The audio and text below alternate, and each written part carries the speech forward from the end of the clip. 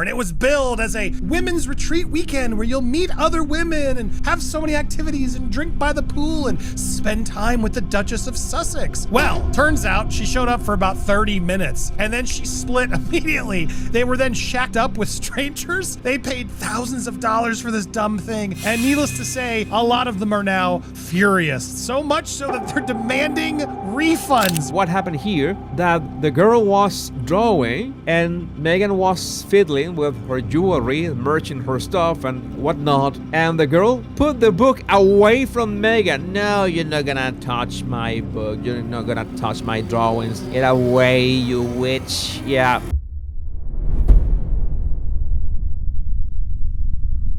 We have this video comparison between 2018 and 2026, and here you can see the big difference between the two. You have actual crowds, you had actual expectation, people. There was a lot of energy back then that is undeniable compared to what is this? Yeah, it is sad. Australia did not boo Harry and Meghan. That is the part nobody is saying out loud. Australia did something worse. Australia did the math. A Roy Morgan poll of roughly 1,700 Australians surfaced late last week, and the numbers are quietly devastating. 81% of respondents said their opinion of Harry and Meghan did not improve during the tour. 75% said Meghan did not show them a more positive side. 87% said they doubted the trip helps repair Harry's relationship with his father. The reason why it went down well in 2018, Paul, is because the Australian public didn't know Meghan Markle very well. Well, they know her now, and what do they know her to be? A gold-digging grifter.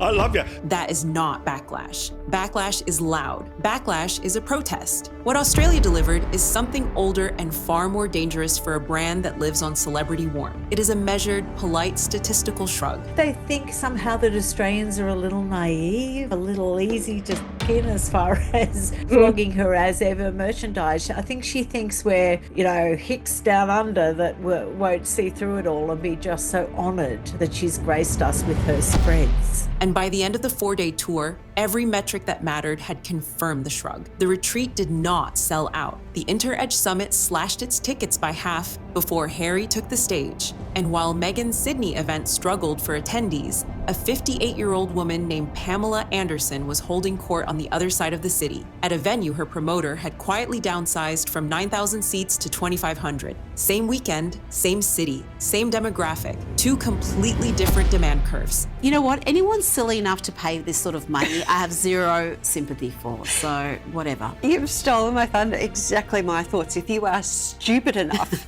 to have bought a ticket to sit with that woman for whatever length of time, then suck it up, princess. Everything you're about to hear is on the public record. The polls, the ticket sales, the editorials, the leaked organizer DMs, all of it. The facts are Australia's. The analysis is mine. And here is the part that should bother the Sussex team most. You can dismiss a petition. Tabloid columns, you can ignore. A newspaper editorial can be written off as tone deaf, and plenty have been. But you cannot argue with a 1,700-person polling sample, or a venue downgrade, or a Her Best Life retreat whose own organizer was sliding into direct messages on Instagram the day before the event, chasing last-minute sales. Everyone thought that she was going to be there for the weekend. She wasn't. But also, apparently only around 119 people were there. Instead of the 300 that were in, there were 300 tickets sold out. Which also is hilarious because Gemma up on the Besties Instagram had put up, we still have rooms left. Only a few. Right before, and of course, Meghan's people call her like, take that down. And so it was taken down, but not before I got a screenshot. Those are not opinions. Those are data points. And data points build a case the way a prosecutor builds a case. Quietly, methodically, with receipts.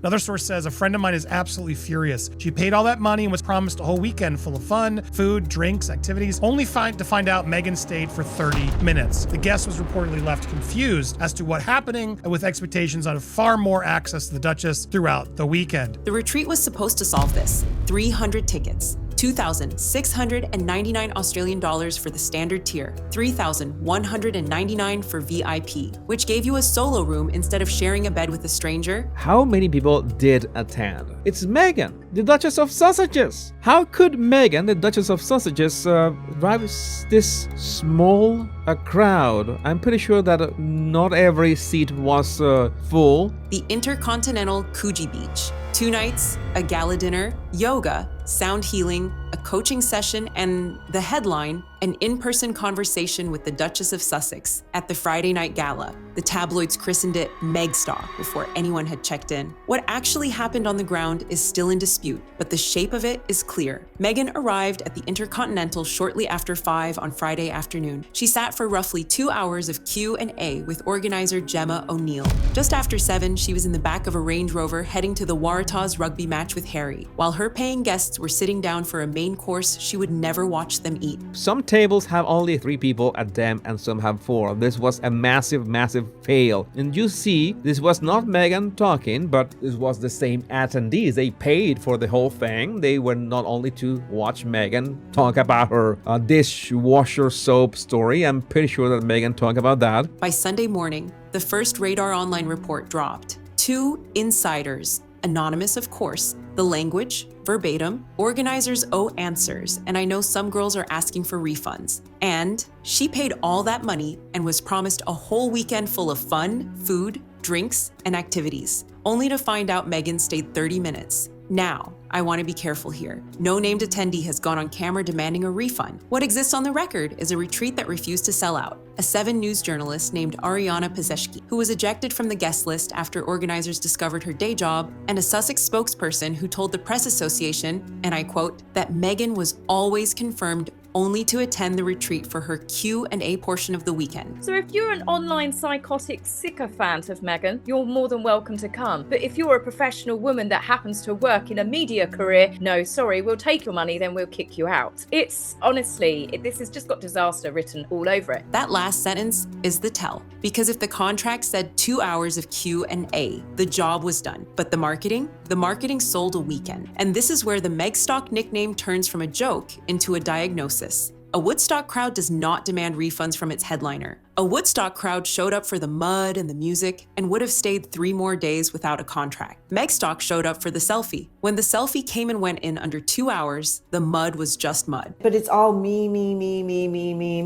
It's incredibly intensely boring. And not worth $1.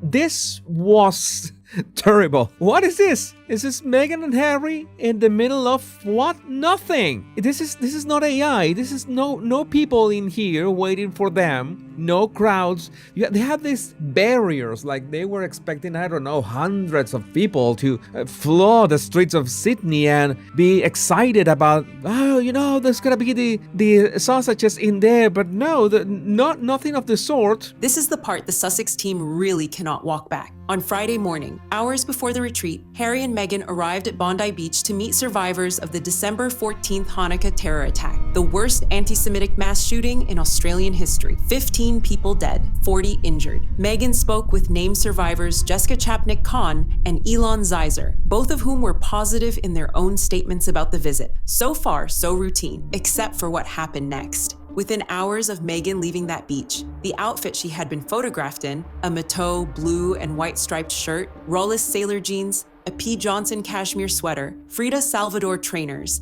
and a Scanlan Theodore suede bag, appeared on One-Off, the AI-powered affiliate fashion platform Meghan joined as an investor on April 14th. And the launch image? The launch image was her at Bondi, shaking hands with first responders, meeting survivors. I'm so disgusted by this. Not only is it monetizing this, but it's just so crass to release this on your shopping site of, look at me giggling, people died here, I'm so great. Tom Sykes, the Daily Beast's European editor-at-large and one of the most measured royal reporters alive, broke the story on his Substack, The Royalist, at 7 that evening. His headline was not subtle. Meghan just turned a massacre site into an online shopping mall. The same thing happening at Bondi, which I just find so revolting. I can barely find words to describe it. The Daily Beast ran it the same night under the headline, How Meghan Markle Turned Tribute to Massacre into Greedy New Low. Sykes, verbatim, selling the clothes off her own back at the site of a massacre where 15 people died might come easily to Meghan, but like any right-minded person, I find this sickening. The Daily Mail's Richard Palmer, quoted across the British press, called it perhaps the starkest example yet of Harry and Meghan's efforts to commercialize their royal brand. Kinsey Schofield,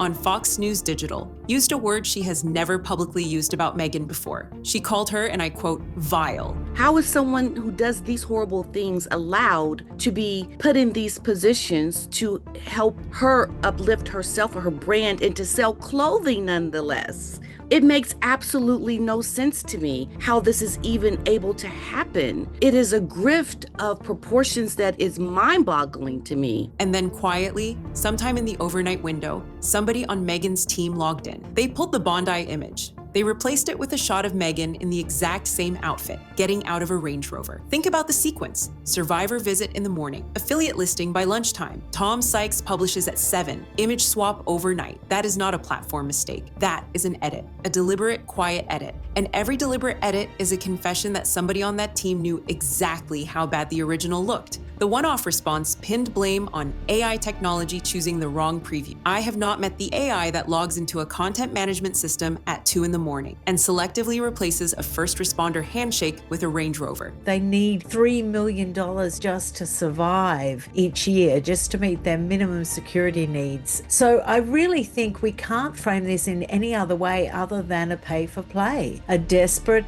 grab for cash. And I think that just comes down to it, that they really need the bucks.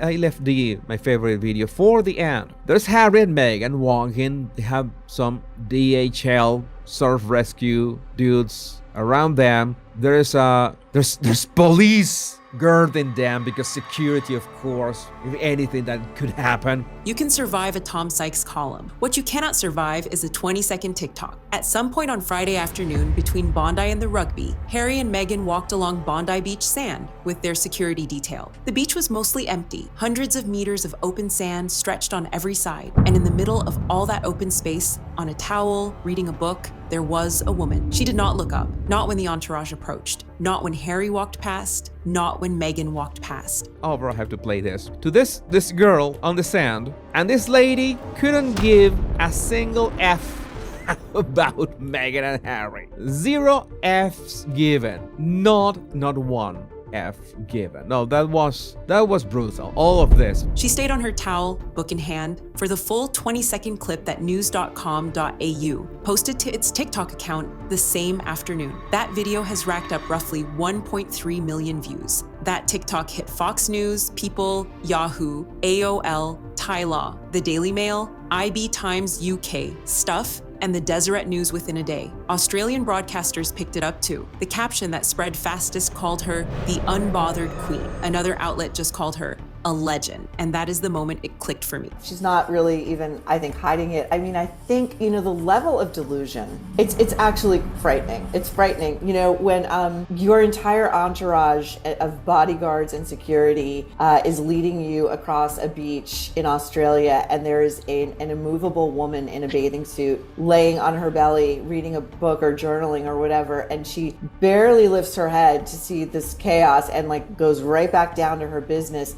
That says you are irrelevant. I have watched that clip maybe 30 times. There is one frame at about the 7-second mark where the security guard's shadow passes directly over her towel and she does not even tilt her head. 30 years of royal tour footage, and I have never seen a public reaction that clean. Contrast that with a BBC Vox Pop from Melbourne the day before. An older local named Andrew Bridge asked outside the Royal Children's Hospital what he thought of the visit. His answer on camera, I wasn't aware they were coming at all. They are very much about self-promotion. They would probably be my least favorite royals. Asked if he would try to see them, he answered in 2 words, No, only to boot. When you arrive for your walkabout in Sydney to nobody there, so it's not a walkabout anymore, it's if a tree falls. If that is what you consider a resounding success and the expression and outpouring of love and support for you, I love this for her. I love it for Meghan. The 2018 tour drew thousands into the rain at Dubbo. Thousands camped out at the Sydney Opera House.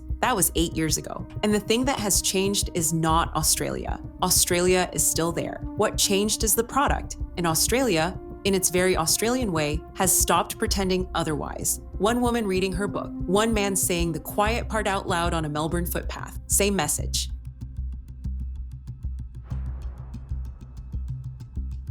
How these two are literally living a fantasy now. There's no royal visit. They don't even have a charity. This is all just a private money-making tour. The tour did not just fail economically. It failed on the one thing Meghan's PR team has guarded obsessively since 2018, the composure. On day one in Melbourne, at the Royal Children's Hospital, a cameraman caught a 3-second moment that commentators have picked apart frame by frame. Meghan's chief of staff, Sarah Fosmo, reached over and tapped Prince Harry on the back to redirect him toward a waiting family. Meghan turned her head. Her expression, in the clip, has one universal description: a death stare. The children know. They always know. These kids don't want a bar of Meghan Markle. And can you blame them after their parents allowed them to be put on display like that? The Daily Beast, citing Tom Sykes' royal podcast that Tuesday evening, reported the clip left former Sussex staffers PTSD stricken. Those were anonymous former employees describing a look they had seen before, aimed at them. Look,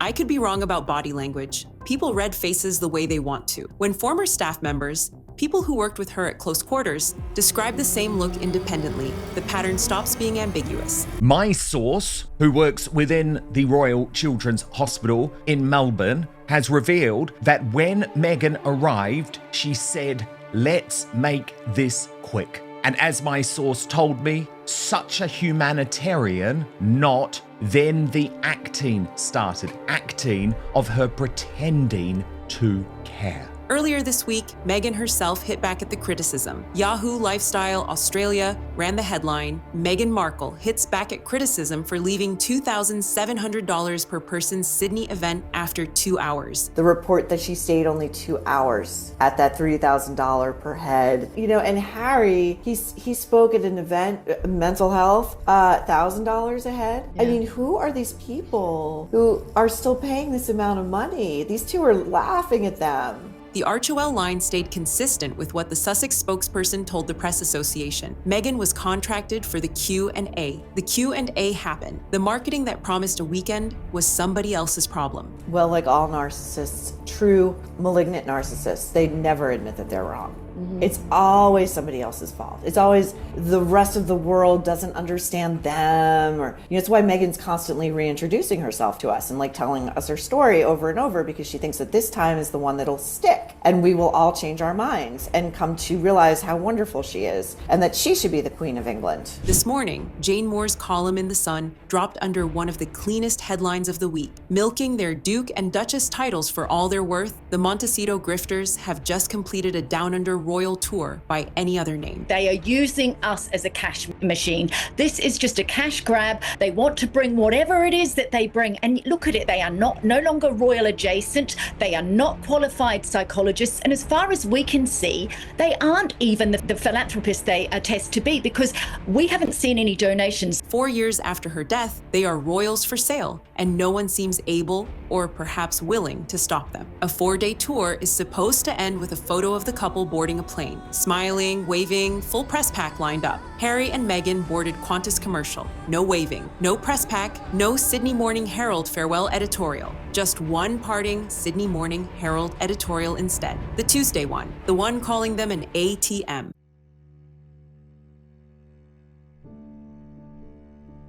I think it's formed in concrete now. I don't think he's capable of pivoting. I think he and his wife truly see the world through the lens of victimhood. I think they love it. I think they love being martyrs. I don't understand what you think is appealing about moaning when you live in a mansion that has 14 bathrooms, worth $14 million. Harry, so per this source, that feels the quasi-royal life is great for him, even though he says in Australia, I hated being a royal and it killed my mother. Well, which is it?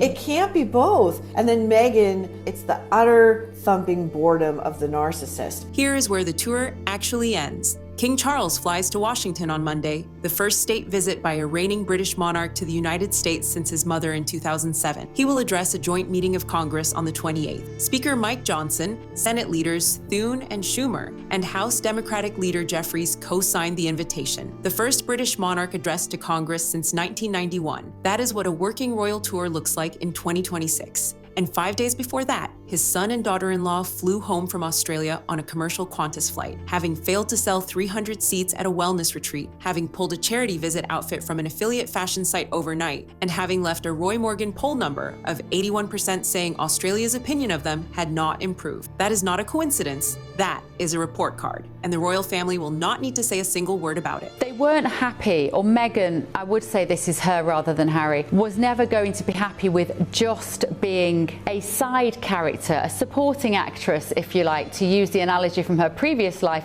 to Catherine. She was always going to want to be the leading actress in the drama of the royal family. Her ambition is such that she couldn't compromise, Angela. And as you will know, being an Australian and watching the royal family, being part of that gilded cage, living within that life, does require some compromise on your own personal ambitions, doesn't it? That's what she got wrong.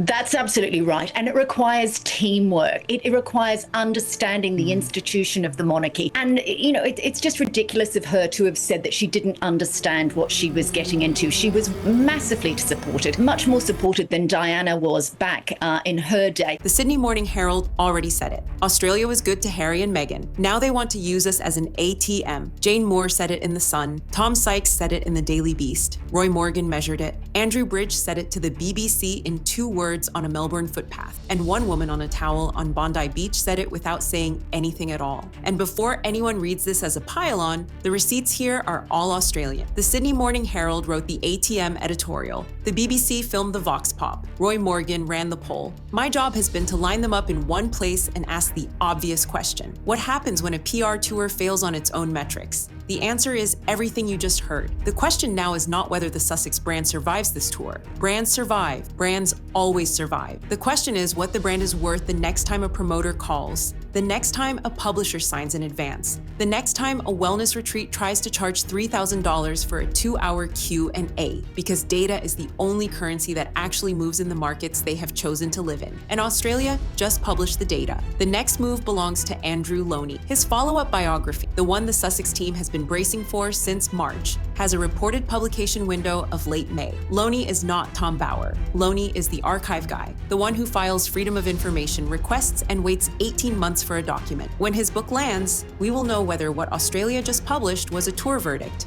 or the first number in a much longer column. The court of public opinion just adjourned. The real court is still in session.